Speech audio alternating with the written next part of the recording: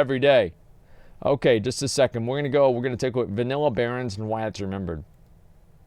The reason Vanilla Barrens, and to a lesser extent TBC and Wrath Barrens, is remembered so fondly by Horde players and was so popular was because of a combination of bad planning and zone design by Blizzard. If you look at some of the earliest screenshots of WoW, you'll notice that almost all of it is Alliance zones and cities. Yeah. And pretty much all Alliance zones were created... They focused on what mattered, is what they're saying. They focused on what mattered. There was like, you know, should we focus on the Alliance or, you know, like the Horde? Like, well, we're obviously going to focus on the Alliance. She is hot. Like, is that just me? But I mean, she's hot. Before they worked on the Horde zones, leading many people to speculate that Blizzard just kind of ran out of time when it came to the Horde zones. Yeah, of course they did. And because of this, it's obvious. Maybe not. After all, there is no it's concrete obvious. proof. But what is... there is proof. You know what the proof is? Go to Thunderbluff, dude. It's literally a fucking hill. It's a series of hills. Like, all the hordes that say hills is like, oh, Orgrimmar? What is Orgrimmar? It's, just put some huts around. What do you want to put next to the huts? Put another hut next to it. Yeah, duh. Yeah, it tells... No, listen. Horde zones are a fucking joke. Undeniable that for a lot of various different reasons, Yep. If you were Horde, you were going to end up in the Barrens eventually. You sure were. In Vanilla, there was no dungeon finder, and the low-level dungeons themselves could take anywhere from 1 to 4 hours to complete, if you did manage to get a group together. So those were out of the question if you wanted an alternative to quick leveling. Battlegrounds did not start giving experience until late in Wrath of the Lich King. Mining and herbalism didn't give experience either, and obviously pet battles weren't a thing back then. Really? So all the alternative routes that exist today to leveling just weren't there. The only way to efficiently get XP thanks for was 10 to subs, grind man. Appreciate that. Thank you. The Barrens was basically a funnel point for 3 of the 4 playable races in Horde. Yep. After their starting zone, Tauren, Trolls, and Orcs were naturally led I went over there as Barrens. Undead too. And even Undead would travel there sometimes rather than deal with Silverpine Forest or Terran Mill. It was fucking terrible. The zone itself was massive, probably one of the biggest zones ever in the entire game. It also had only 3 flight paths, and even less graveyards. Yep. 1 flight path in Ratchet, 1 at the Crossroads, and a 3rd at Camp Tarajo. The flight path from Ratchet to the Crossroads was an extremely That's what I used to call flight. But the one from the Crossroads to Camp Tarajo was the most useful one. And even then, those 3 flight paths covered only a very small portion of the map, so you had to run everywhere. At that time, you didn't get a mount until level 40, and Old Barrens was notorious for sending you to all the very far corners of the zone for questing. That was the worst. So you were running marathons for everything. Actually, the fucking worst. In addition, it also had the largest level range of any zone, spanning 15 levels. So you pretty much had to go to the Barrens. You stayed there for a long time, and you had to do very long, boring runs to get to quests. On top of some of the quests being infamous for being awful. Mancrick's wife being one, and probably the most known quest in WoW. The Venture Coast Samaflange quests, the terrible That's actually a good question. What do you guys think is the most known quest in WoW? Like, that everybody knows? Is it Hogger? I feel like it's probably Hogger, to kill Hogger. Old Blanchy? No, nobody gives a fuck about Old Blanchy. Wrathgate? No, there's no way it's Wrathgate. Okay, I'd say like Manric or Hogger. Stalvin? No, there's no way. Like, yeah, because like the thing is, like, literally anybody that plays WoW would probably know about fucking Hogger. Let's see, Stolen Silver? No, yeah, it's Hogger, 100% Hogger. Escort quest, free from the hold. And collecting 4 zebra hooves with a very low drop chance, and various other similar low drop chance gathering quests. The Zebra, a quest that required you to do one simple little task. The Zebra. Go out Zebra into the hooves. Barrens and kill Zebra for 4 hoofs. Not so bad, right? I mean, each Zebra has 4 hoofs, don't they? No, they don't. Well, actually, they don't have any. No, because this quest, if you focused on it, and only it, would take you about an hour to complete. Imagine that. Literally 1 hour. You spend 1 hour in the game to get 4 zebra hooves. That after all of that time, you come back and you turn it in, and you know what you get? A pair of white leggings that have less stamina, or sorry, that have no stats and less armor than what you already had. It's great. Absolutely amazing. The problem with the quest was twofold. One, there were not a lot of zebras, and they like to roam alone.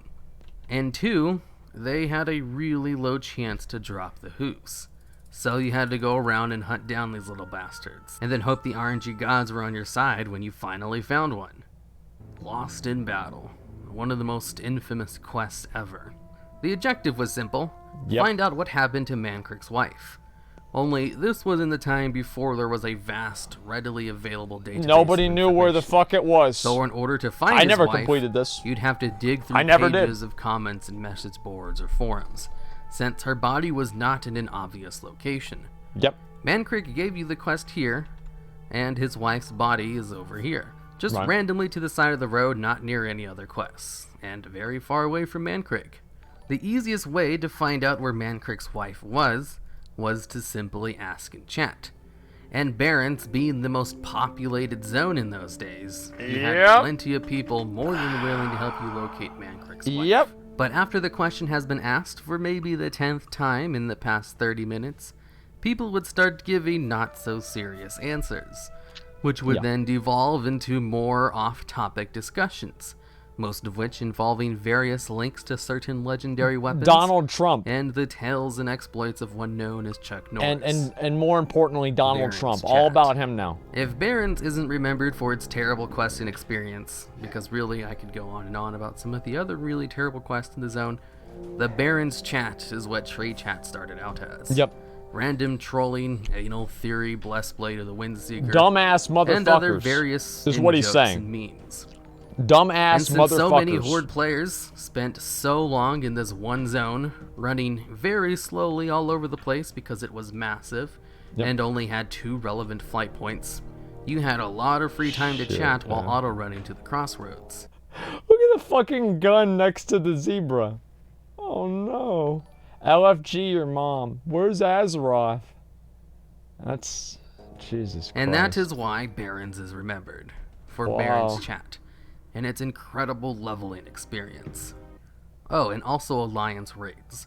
The Barrens chat might have been full of memes and childish trolling, but it was also full of the Crossroads is under attack. Yep. Since it seemed like the Crossroads we did that shit too. That was really fucking fun, man. That was so fucking why were the fun. Crossroads always under attack? Well, for a number of reasons. They only had level 40 guards. For one, the Alliance knew that there were a lot of Horde players in the Barrens. And not only that, but low-level Horde players. The Barrens also had a very crucial geographical flaw that Alliance zones of similar level did not have. Ratchet. This little city was neutral, had a boat to the Eastern Kingdoms, and a very short run to the Crossroads, which was nearby. The Crossroads is also where a majority of the quest givers were located, so just simply taking the easy and convenient boat to Ratchet, and running leisurely into the Crossroads and pulling the guards one by one, since at this time guards did not all Zerg attackers like they do today, a small group of max-level Alliance players could hold the Crossroads hostage for quite some time. You guys remember whenever we did this shit? And then we just basically completely took over? And then we had to leave because it was honestly getting sad. It was honestly getting fucking sad. That the Horde just they couldn't get anybody over there. It was just pathetic. And so they eventually, they had to stop playing. And we just had to go over to Orgrimmar or something like that. It was just so fucking embarrassing, man. And why not? It was easy to do. And you were almost guaranteed to get a few Lobby trolls, orcs, or Taurens try and fight you because they didn't know any better. So it was easy pickings. Until the max level Horde players came in to clean house. The Crossroads was a site of constant world PvP.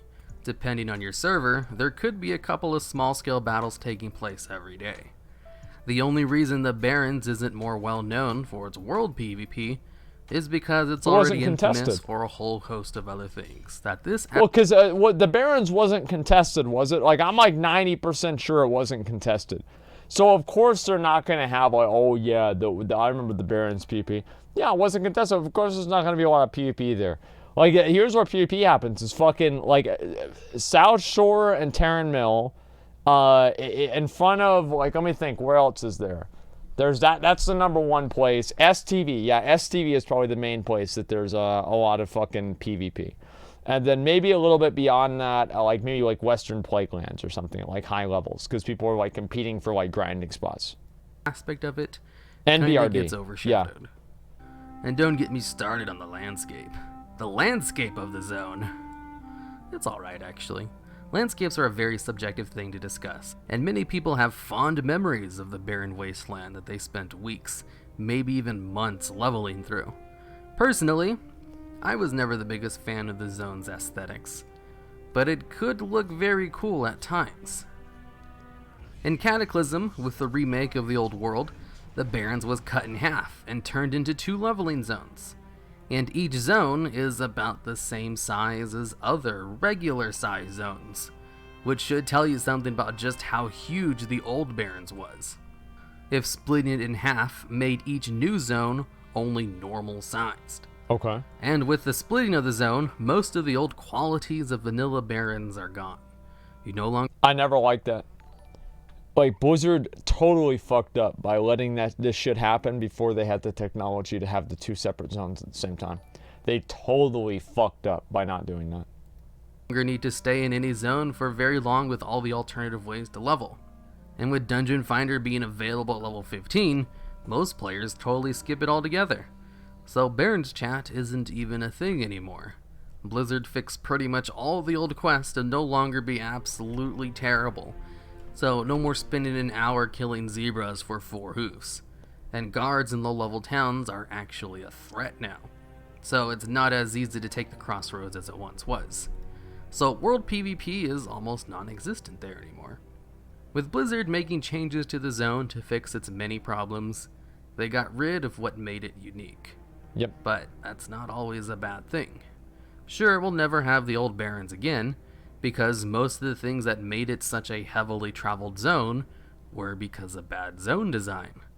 So would you even want that again? Is it better to have a good zone that's kind of forgettable that hardly anyone goes to? Or a bad zone that everyone's forced to go to? Because that's what Old Barrens was. It's better to have a bad zone that everybody is forced to go to. That's what it is.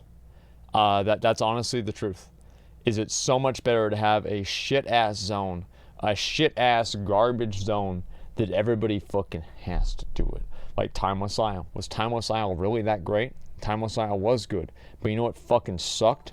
Is the layout, not being able to fly, getting killed by people with the sensor on constantly, and everybody fucking remembers it because everybody was there. And you were sitting there with everybody else and you had to deal with it. And that kind of shit was what mattered.